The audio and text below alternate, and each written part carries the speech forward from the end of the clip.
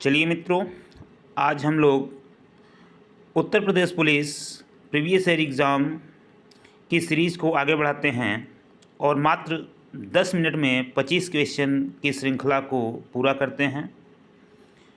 तो आज के लिए पहला क्वेश्चन है, वर्ष 1887 में इलाहाबाद विश्वविद्यालय की स्थापना किसने की थी? तो ये किए थे सर विलियम मुइर ने। अगला प्रश्न, पहली महिला मुख्यमंत्री वर्ष 1963 में नियुक्त की गई थी। उन्होंने किस भारतीय राज्य सरकार का नेतृत्व किया था? तो वह उत्तर प्रदेश का नेतृत्व की थी सुचेता कृपलानी, जो कि उत्तर प्रदेश की पहली महिला मुख्यमंत्री थी, जिन्होंने 1963 से 1967 तक उत्तर प्रदेश सरकार की प्रमुख के रूप में कार्य किया। अगला प्रश्न है, वर्ष 2017 में उत्तर प्रदेश के मुख्यमंत्री के रूप में कौन चुने गए थे? तो ये थे योगी आदित्यनाथ जी। योगी आदित्यनाथ जी वर्ष 2017 में उत्तर प्रदेश के मुख्यमंत्री के रूप में चुने गए थे। अगला प्रश्न, निम्नलिखित में से उत्तर प्रदेश का राज्य पक्षी कौन सा है? तो सभी को पता होगा, उत्तर प्रदेश का राज्य पक्षी सारस है तथा उत्तर प्रदेश का राजकीय पशु जो है वह बारसिंघा और राजकीय वृक्ष अशोक, राजकीय पक्षी सारस, राजकीय पुष्प पलाश तथा उत्तर प्रदेश का राज्य गीत जो है वह उत्तर प्रदेश समेटता खुद को इतिहास के पन्नों में, तथा राज्य खेल जो है वह हॉकी है और राज्य नृत्य उत्तर प्रदेश का कथक है। अगले प्रश्न की तरफ बढ़ते हैं, वर्ष 1937 से 1950 तक उत्तर प्रदेश को किस नाम से जाना जाता था? तो ये जाना जाता था संयुक्त प्रांत के नाम से। अगला प्रश्न, उत्तर प्रदेश के किस शहर में भगवान शिव के सम्मान में कैलाश मेला आयोजित किया जाता है? तो यह आगरा में किया जाता है। अगला प्रश्न, निम्नलिखित में से कौन उत्तर प्रदेश की सबसे लंबी नहर है? तो उत्तर प्रदेश की सबसे लंबी नहर इन 4 ऑप्शनों में से बताना है, तो ये है शारदा नहर। शारदा नहर उत्तर प्रदेश की सबसे लंबी नहर है। अगला प्रश्न, सरदार वल्लभ भाई पटेल कृषि और प्रौद्योगिकी विश्वविद्यालय भारत के उत्तर प्रदेश राज्य के खाली स्थान में एक कृषि विश्वविद्यालय है। तो यह जो है सरदार वल्लभ भाई पटेल कृषि विद्यालय, यह मेरठ में स्थित है, उत्तर प्रदेश राज्य के मेरठ में स्थित है। अगले प्रश्न की तरफ बढ़ते हैं, मुरादाबाद किस काम के लिए प्रसिद्ध है? तो मुरादाबाद पीतल उद्योग के लिए प्रसिद्ध है और दुनिया भर में हस्तकला उद्योग में खुद के लिए एक जगह बना चुका है। मुरादाबाद में पीतल के सामानों का सर्वाधिक उत्पादन किया जाता है। अगले प्रश्न को देखते हैं, कहा गया कि गुलाबी गैंग के संस्थापक कौन हैं, जो उत्तर प्रदेश और मध्य प्रदेश आधारित सामाजिक संगठन है जो महिला कल्याण और सशक्तिकरण के लिए काम करता है? तो ये हैं संपत पाल देवी जी। संपत पाल देवी जी। अगला प्रश्न, निम्नलिखित में से किस जिले को राष्ट्रीय राजधानी क्षेत्र के 23वें जिले के रूप में शामिल किया गया है? तो एनसीआर के 23वें जिले के रूप में शामली को शामिल किया गया है। शामली याद रखेंगे। राष्ट्रीय राजधानी क्षेत्र में उत्तर प्रदेश के जो ज़िले हैं वो 8 हैं। नंबर 1 मेरठ, 2 पे गाज़ियाबाद, 3 गौतम बुद्ध नगर, 4 बुलंदशहर, 5 हापुड़, 6 बागपत, 7 मुजफ्फरनगर और 8 शामली। शामली को शामिल किया गया है 30वें जिले के रूप में और यूपी से ये 8वां जिला के रूप में शामिल किया गया। अगले प्रश्न की तरफ बढ़ते हैं, निम्नलिखित में से कौन सा देश भारतीय राज्य उत्तर प्रदेश के साथ अपनी सीमाओं को साझा करता है? तो कौन सा देश है जो उत्तर प्रदेश की सीमा के साथ साझा करता है? तो नेपाल। नेपाल जो है वह उत्तर प्रदेश की सीमा के साथ साझा करता है। अगला प्रश्न है, बाराबंकी में देवा मेला प्रत्येक वर्ष हिंदू कैलेंडर के कार्तिक महीने में प्रसिद्ध सूफी संत के वार्षिक उर्स के अवसर पर आयोजित किया जाता है। तो वो कौन सूफी संत थे जिनके वार्षिक उर्स पर बाराबंकी में देवी मेला प्रत्येक वर्ष हिंदू कैलेंडर के अनुसार कार्तिक महीने में मनाया जाता है? तो ये थे वारिस अली शाह जी। वारिस अली शाह जी, इनका नाम याद रखेंगे। अगला प्रश्न है, उत्तर प्रदेश में वर्षा ऋतु में निम्नलिखित में से कौन सा गीत गाया जाता है? वर्षा ऋतु में अर्थात बारिश के मौसम में कौन सा गीत गाया जाता है? तो कजरी। बारिश के मौसम में कजरी का गीत गाया जाता है। उर्दू कविता में फिराक गोरखपुरी के नाम से किसे जाना जाता है? तो उर्दू कविता में फिराक गोरखपुरी के नाम से रघुपति सहाय को जाना जाता है। उर्दू कविता के लिए बड़े ही प्रसिद्ध थे रघुपति सहाय जी। राजा हर्षवर्धन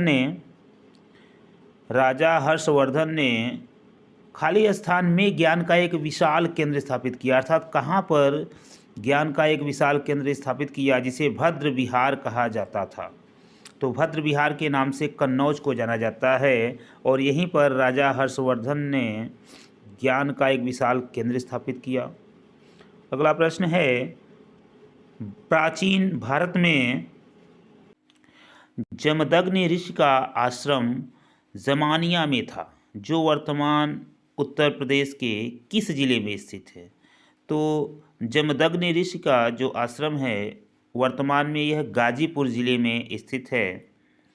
अगला प्रश्न है, 6ठी शताब्दी ईसा पूर्व के दौरान उत्तर प्रदेश के निम्नलिखित में से किस क्षेत्र को चेद के नाम से जाना जाता था? तो चेद के नाम से बुंदेलखंड को जाना जाता था। अगले प्रश्न की तरफ बढ़ते हैं, निम्नलिखित में से कौन सा जिला उत्तर प्रदेश के बुंदेलखंड क्षेत्र से संबंधित है? तो बुंदेलखंड क्षेत्र से महोबा संबंधित है। महोबा, तो बुंदेलखंड क्षेत्र में उत्तर प्रदेश के जालौन, झांसी, ललितपुर, चित्रकूट, हमीरपुर, बांदा और महोबा तथा मध्य प्रदेश के सागर, दमोह तथा टीकमगढ़, छतरपुर, पन्ना, दतिया के अलावा भिंड जिले की लाहार और ग्वालियर जिले की मांडेर तहसीलें तथा रायसेन और विदिशा जिले का कुछ भाग भी शामिल है। अगले प्रश्न की तरफ बढ़ते हैं, उत्तर प्रदेश का क्षेत्रफल देश के कुल क्षेत्रफल का लगभग कितना है? तो यह जो है 7.3% है। देश के कुल क्षेत्रफल का लगभग 7.3%। उत्तर प्रदेश में कुल 75 जिले हैं तथा 18 मंडल हैं और इनमें 4 संभाग हैं। और क्षेत्रफल की बात की जाए तो उत्तर प्रदेश का क्षेत्रफल कितना है? 2,38,566 वर्ग किलोमीटर। ये उत्तर प्रदेश का क्षेत्रफल है तथा उत्तर प्रदेश की जनसंख्या जो है वह लगभग 19,98,12,341 जनसंख्या है। उत्तर प्रदेश के अक्षांशीय और यहाँ पे उत्तरी अक्षांश और दक्षिणी अक्षांश के विस्तार के बारे में भी आपको बताया गया है। पूर्व से पश्चिम में लंबाई जो है वह उत्तर प्रदेश की 650 किलोमीटर तथा उत्तर से दक्षिण में इसकी लंबाई जो है वह 240 किलोमीटर है। उत्तर प्रदेश का जो गठन हुआ था वह 1 नवंबर 1956 ईस्वी को हुआ था। 1 नवंबर 1956 ईस्वी को उत्तर प्रदेश का गठन हुआ था। अगला प्रश्न, 6वीं शताब्दी में ईसा पूर्व मथुरा की राजधानी बन गया। मथुरा की राजधानी किसे बनाया गया था 6वीं शताब्दी ईसा पूर्व में? तो सूरसेन को मथुरा की राजधानी बनाया गया। अगला प्रश्न है, उत्तर प्रदेश दैनिक समाचार पत्र हिंदुस्तान 1887 के संपादक कौन थे? मदन मोहन मालवीय जी।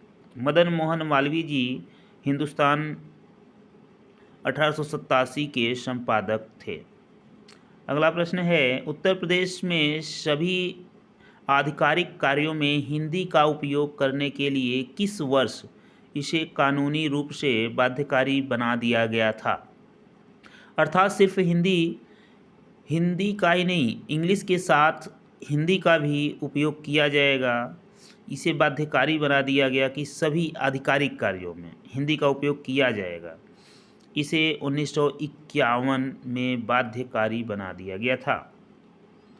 अगला प्रश्न है, फैज़ाबाद के एक प्रमुख संगीतकार के रूप में किन्हें जाना जाता है जो शास्त्रीय संगीत में टप्पा शैली विकसित किए थे? तो ये थे मियाँ गुलाम नबी शोरी। मियाँ गुलाम नबी शोरी जी फैज़ाबाद के एक प्रमुख संगीतकार के रूप में हैं जो शास्त्रीय संगीत में टप्पा शैली विकसित किए थे। आज का सेकेंड लास्ट प्रश्न है, निम्नलिखित में से कौन सा बुंदेलखंड का एक लोकप्रिय लोकगीत है? तो बुंदेलखंड का लोकप्रिय लोकगीत क्या है? अल्लाह। अल्लाह वहाँ पे गाया जाता है। आज का लास्ट प्रश्न, निम्नलिखित में से कौन सी नदी भारत में ब्रह्म घाट पर करड़ाली नदी से मिलती है और घाघरा नदी का निर्माण करती है? तो ये है शारदा नदी। शारदा नदी जो है वह भारत में ब्रह्म घाट पर करड़ाली नदी से मिलती है और घाघरा नदी का निर्माण करती है। आज के लिए बस इतना ही। ऐसे ही प्रीवियस ईयर क्वेश्चन को पाने के लिए चैनल को सब्सक्राइब करें और वीडियो को लाइक करें। पूरा वीडियो देखने के लिए आपका बहुत बहुत धन्यवाद।